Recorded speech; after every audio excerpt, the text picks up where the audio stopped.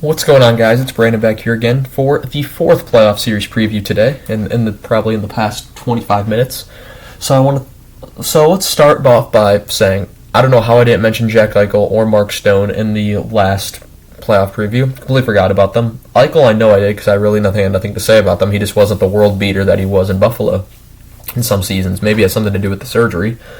But Mark Stone's returning for Vegas, so that's also a big boost to them and could also tilt the edge even more in their favor, or more equally battle the Scheifele, Wheeler, Ehlers, Connor monster that's there.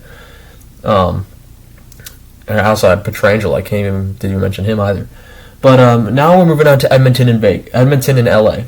So we have a rematch from last year. These teams last met in 2022, where Edmonton won in 7. LA did have a 3-2 series lead during this also. So yeah, Edmonton number 2, LA number 3.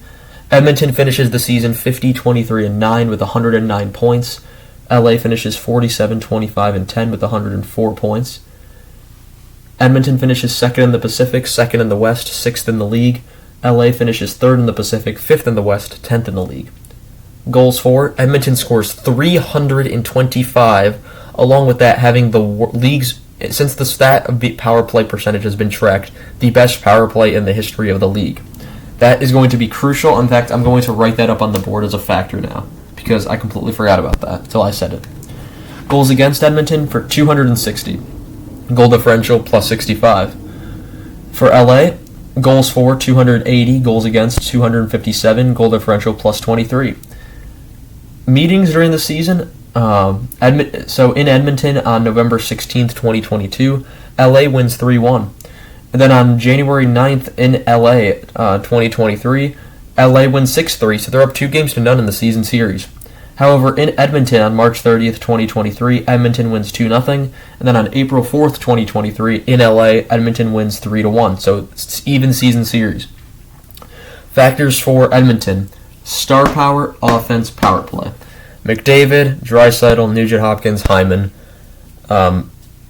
Yeah.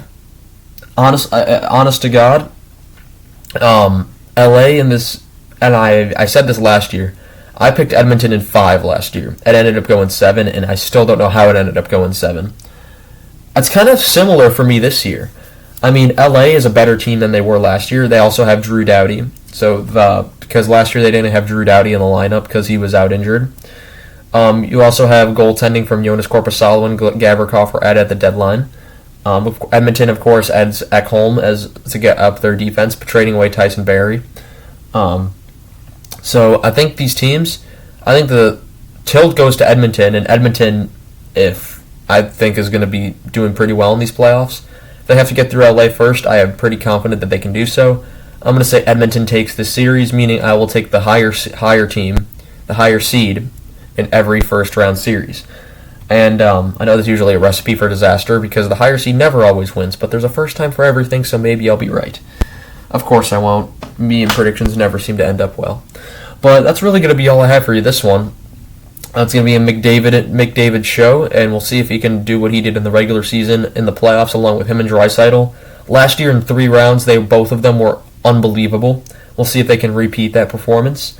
Nugent-Hopkins and Hyman, of course, also having great seasons, so we'll see if they can be a big part, and see if Ekholm solidifies the defense, and if Stuart Skinner can be a reliable goaltender in net for Edmonton in the playoffs.